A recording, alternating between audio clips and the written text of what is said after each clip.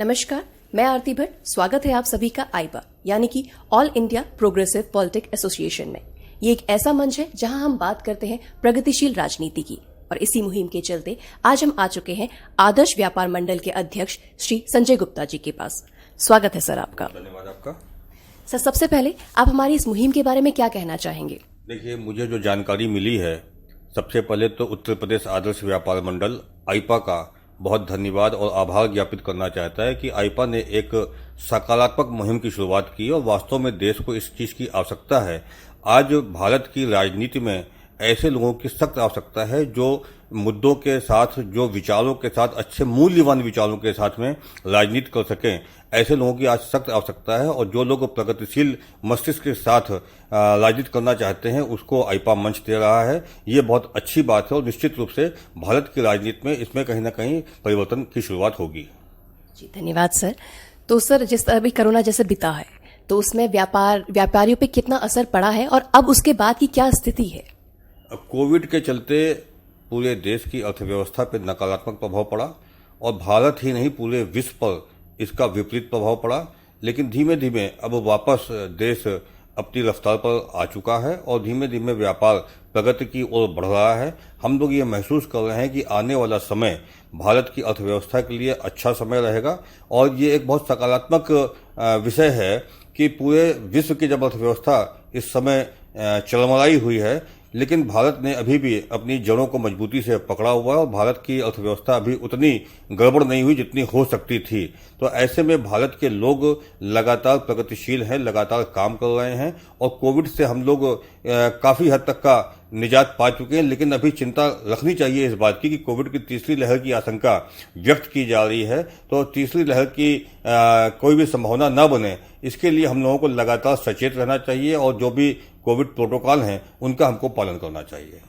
Sir, सरकार की तरफ से जो भी कदम उठाए गए हैं व्यापारियों के लिए, आप उनसे कितना सहमत हैं या उनको आप बेहतरी के लिए आप क्या सोचते हैं कि और किए जा सकते हैं, कदम उठाए जा सकते हैं? देखिए, इस समय व्यापारियों के दृष्टिकोण से अगर कहा जाए तो सरकार के जो कदम हैं वो नाकाफी हैं, क्योंकि व्यापारियों की स्थिति इस समय बहुत खराब है। व्यापारी चौतरफा परेशानियों से घिरा हुआ है। इस समय विदेशी ई कॉमर्स कंपनियां व्यापारियों के जो ट्रेडिशनल व्यापारी हैं उनके व्यापार को बुरी तरीके से चौपट कर रही हैं। अमेजॉन जैसी कंपनियां भारत के व्यापार को नष्ट करने का काम कर रही हैं और एफडीआई को देश में 51% से अधिक विभिन्न क्षेत्रों में अनुमति दी गई है, जिसके चलते भारत का परंपरागत व्यापारी परेशान है।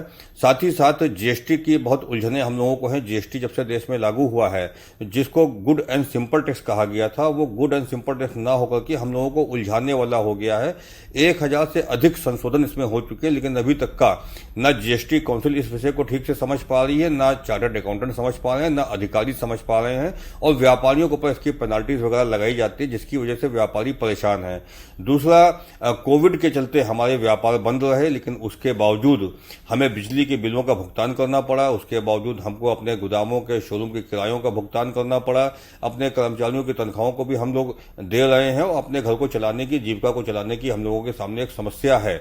लेकिन सरकार ने छोटे और मझोले व्यापारियों के लिए जिस प्रकार से सहायता करनी चाहिए थी, उस हिसाब से सरकार ने कोई भी सकारात्मक मजबूत कदम नहीं उठाया, जिससे भारत का परंपरागत व्यापारी वर्तमान में बहुत ज्यादा परेशान है। सर, कोरोना में बहुत से छोटे व्यापारियों ने यहाँ से पलायन भी किया होगा, तो आपके इस मंडल की तरफ से उनको किस तरह से वो लोग वापस आए हैं या उनको वापस बुलाया जा रहा है, क्या उनके लिए क्या कदम उठाए जा रहे हैं? देखिए, संगठन अपने बैनर पर लगातार जागरूकता अभियान चला रहा है। संगठन लगातार इस बात की कोशिश कर रहा है कि किसी भी व्यापारी का मनोबल न टूटने पाए। हम लोग कोशिश कर रहे हैं। उत्तर प्रदेश आदर्श व्यापार मंडल ने कुछ बैंकों के साथ में एमओयू साइन किया है। साथ ही साथ जिला उद्योग केंद्र की स्कीमें जो हैं हम लोग उसके प्रति भी व्यापारियों को जागरूक कर रहे हैं और अपने इस तरह से हम लोगों का जो आपसी समूह बना करके जो सहायता हम लोग एक दूसरे की कर सकते हैं, एक दूसरे का हाथ पकड़ के चलने का काम करने की कोशिश कर रहे हैं। लेकिन मैंने जैसा आपको बताया कि विदेशी ई कॉमर्स कंपनियों के चलते बहुत से व्यापार बंद हुए हैं और व्यापारी कहीं ना कहीं नौकरी करने पर मजबूर हुआ है। ये एक बड़ी समस्या व्यापारियों के सामने आई हुई है। संगठन और व्यापारी समाज अपने स्तर से बहुत से काम कर रहा है और लगातार न केवल व्यापारियों के लिए काम कर रहा है, व्यापारी समाज पूरे समाज के लिए काम कर रहा है। आपने देखा होगा कोविड में जिस तरीके से लोग परेशान हुए थे, तो सबको भोजन की व्यवस्था करवाने का, अन्न की व्यवस्था करवाने का, दवाओं की आपूर्ति उपलब्ध कराने का काम जो है वो व्यापारी समाज ने पूरे देश में किया है और विशेष रूप से उत्तर प्रदेश में इसमें प्रमुखता से किया गया है। आपने देखा होगा चाहे जो मजदूर आए हैं उनकी भी सहायता करने का काम भी व्यापारियों ने किया है और साथ में जो हमारे वहाँ कर्मचारी काम करते हैं उनकी जो समस्याएं थी उसके लिए भी व्यापारियों ने ही आगे बढ़कर के काम किया हुआ है। तो सर, आप सरकार से क्या उम्मीद रखते हैं उनकी बेहतरी के लिए, कि मतलब आगे सिचुएशन और बेहतर हो सके? सबसे पहले तो सरकार को देश के व्यापारियों और देश के उद्योगपतियों पर भरोसा करना पड़ेगा। हमें अपनी चाइना के ऊपर और दूसरी देश की जो बड़ी बड़ी कंपनियां हैं उनके ऊपर अपनी निर्भरता को कम करना पड़ेगा। देश के व्यापारियों का व्यापार कैसे बढ़े इसकी चिंता करनी पड़ेगी। जिन क्षेत्रों में एफडीआई की आवश्यकता नहीं है उन क्षेत्रों में एफडीआई कतई न लाया जाए और जो विदेशी ई कॉमर्स कंपनियां हैं इनको भारत में अनुमति दी गई थी मार्केट प्लेस डेवलप करने की, लेकिन ये सभी कंपनियां इन्वेंट्री बेस्ड मॉडल पर काम कर रही हैं जिसकी वजह से व्यापार प्रभावित हो रहा है।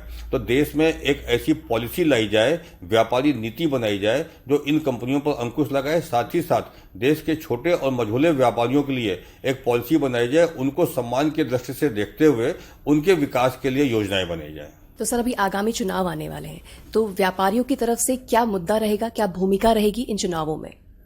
देखिए, चाहे वर्तमान सरकार हो या पिछली कोई भी सरकार रही हो, हम लोगों ने यह महसूस किया कि व्यापारियों का वोट तो सब चाहते हैं लेकिन व्यापारियों की समस्याओं के समाधान के प्रति बहुत गंभीर नहीं रहते हैं। आदर्श व्यापार मंडल ने अपनी बैठकों में और प्रमुख पदाधिकारियों के बीच में इसका आकलन किया कि क्या वजह है कि व्यापारियों की समस्याओं को सरकार ध्यान नहीं देती। हम लोगों ने ये पाया कि जो पॉलिटिकल लोग हैं ये केवल वोटों की भाषा को समझते हैं, ये वोटों की गणित को ही समझते हैं। हम सब लोग जब वोट देने जाते हैं तो उस समय हम बनिया हो जाते हैं, ब्राह्मण हो जाते हैं, ठाकुर हो जाते हैं, मुसलमान हो जाते हैं, क्षत्रिय हो जाते हैं, सिंधी हो जाते हैं, खत्री हो जाते हैं, लेकिन हम व्यापारी बनकर वोट नहीं देते। इन पॉलिटिकल पार्टीज के पास सबके आंकड़े होते, बूथ वाइज आंकड़े होते कि किस बूथ पर किसके कितने वोट हैं। ऐसी स्थिति में जब हमने व्यापारी बनकर के वोट ही नहीं दिया होता है तो हमारी उनके पास गणना में व्यापारी कहीं आता नहीं है। उत्तर प्रदेश आदर्श व्यापार मंडल ने अपने 17वें स्थापना दिवस के मौके पर प्रदेश की राजधानी लखनऊ से एक अभियान शुरू किया है कि इस बार चुनाव में व्यापारी गेम चेंजर साबित होगा। अब की हम लोग जाति पाति के धर्म के खांचों में नहीं बटेंगे। जो पॉलिटिकल पार्टियां पूरी सुनियोजित साजिश के तहत सभी पार्टियां अपने अपने सुविधा के अनुसार बांटती हैं उसमें हम लोग नहीं बटेंगे और अब की हम लोग व्यापारी बनकर के ही वोट देंगे और व्यापारियों के वोटों से ही सरकार बनेगी। व्यापारी समाज किसानों के बाद सबसे बड़ा वोट बैंक अगर कोई है तो वो व्यापारी वोट बैंक है और इस 2022 के उत्तर प्रदेश के चुनाव में वो आपको देखने को मिलेगा कि चुनाव व्यापारियों के हिसाब से ही चलेगा। तो सर, अभी राजनीति, जो वर्तमान राजनीति चल रही है, उसमें क्या बदलाव आप चाहते हैं या देखते हैं, और जिस तरह की चल रही है आपको क्या लगता है कि क्या क्या चेंजेस हम लोग कर सकते हैं या होने चाहिए? देखिए, बहुत दुख की और अफसोस की बात है, भारत के नागरिक के रूप में अगर हम देखें तो कहीं न कहीं मन को तकलीफ होती है। आज राजनीति में भले लोग आना नहीं चाहते हैं। चुनाव पूरी तरीके से धन बल और बाहुबल का बनकर रह गया है। जो लोग वास्तव में कुछ करना चाहते हैं उनको अवसर नहीं मिल पाते क्योंकि उनके पास यदि धन बल और बाहुबल नहीं है तो वो आगे बढ़कर के अपनी बात को नहीं कर पाते। साथ ही साथ चुनाव में जो विषय होने चाहिए, जो मुद्दे होने चाहिए, सड़क का, बिजली का, पानी का, रोजगार का, उद्योग का, व्यापार का, वो सारे विषय न रह करके जाति और धर्म पर हो जाते हैं। और देश की जनता भी न जाने क्यों चुनाव के बाद तो सब चीजें चाहती है लेकिन चुनाव के समय वो जाति पात को ही विशेष प्रमुखता देती है। भारत की राजनीति में अब परिवर्तन आना चाहिए। भारत की राजनीति में सबसे पहले तो जो लोग चुनाव लड़ें उनकी शैक्षिक योग्यता फिक्स होनी चाहिए। कम से कम उनको स्नातक या परा स्नातक अवश्य होना चाहिए। स्नातक से नीचे व्यक्ति को चुनाव लड़ने का अधिकार नहीं होना चाहिए क्योंकि जब तक पढ़े लिखे लोग नहीं पहुंचेंगे विधानसभा में और संसद में तब तक कोई नीति सकारात्मक बन ही नहीं पाएगी और ब्यूरोक्रेसी नेताओं को जैसा चलाना चाहेगी वैसा ही चलाएगी। आज सबसे बड़ी विडंबना यह है कि देश की सरकारों को नेता कम चलाते हैं, ब्यूरोक्रेसी ज्यादा चलाती है। ऐसे में पढ़े लिखे लोगों को ही नेतृत्व करने का अधिकार मिलना चाहिए। पहला काम तो ये होना चाहिए।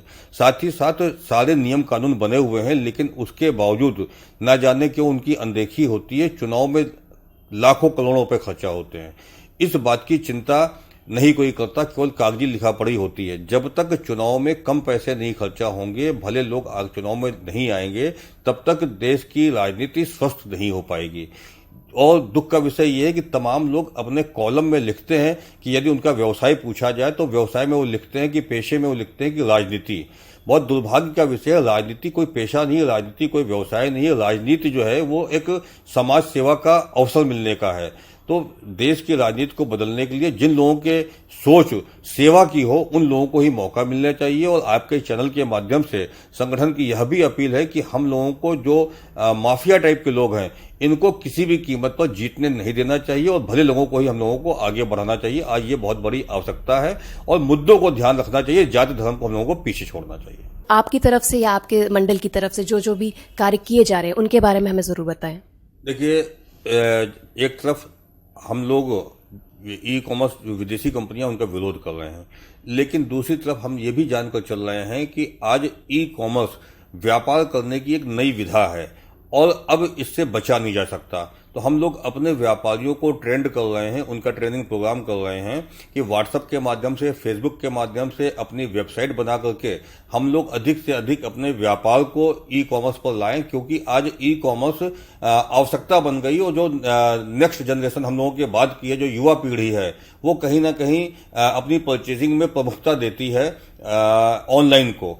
जब हमारे बाजार बंद होते हैं, जब हमारी दुकानें बंद होती हैं, उस समय युवा दंपत्ति अपने परिवार के साथ लैपटॉप पर बैठकर रात में परचेजिंग करते हैं। ऐसी स्थिति में यदि हमारा शोरूम, हमारे दुकान ऑनलाइन नहीं होंगे तो हमको कहीं ना कहीं नकारात्मक व्यापार पर असर पड़ेगा। आदर्श व्यापार मंडल इस बात की चिंता कर रहा है कि व्यापारियों को हम लोग जागरूक कर रहे हैं कि हम लोग अपनी अपनी क्षमता के अनुसार ई कॉमर्स के प्लेटफॉर्म पे आएं। साथ ही साथ हम लोगों ने बैंकों से ऋण के लिए व्यापारियों को आसानी से ऋण कैसे उपलब्ध हो, इसके लिए भी हम लोगों ने विभिन्न बैंकों से टाई अप किया हुआ है। एमओयू साइन आदर्श व्यापार मंडल ने किए हैं। व्यापारियों के स्वास्थ्य की रक्षा हो सके, इसके लिए आदर्श व्यापार मंडल ने मेदांता के साथ में भी एमओयू एक साइन किया, ताकि व्यापारियों को स्वस्थ भी हम रख सकें। एक आदर्श व्यापार मंडल योग का भी शिविर चलाता है, ताकि व्यापारी अपने को स्वस्थ रख सके, क्योंकि स्वस्थ शरीर में ही स्वस्थ मस्तिष्क का निवास रहता है। उस दृष्टिकोण से किसी को कोई समस्या न आने पाए, इसकी भी चिंता हम लोग कर रहे हैं। बहुत बहुत शुक्रिया सर हमसे बातचीत करने के लिए। तो अभी हम बात कर रहे थे संजय गुप्ता जी से, जिन्होंने बताया कि उनकी तरफ से, उनके मंडल की तरफ से आखिर क्या क्या कदम उठाए गए हैं। ये एक सकारात्मक कदम है, तो इसका हम लोग स्वागत करते हैं। और धन्यवाद आप सभी का आईपा से जुड़ने के लिए। हमारे चैनल को जरूर लाइक करें, सब्सक्राइब करें और बेल आइकन जरूर दबाएं। धन्यवाद।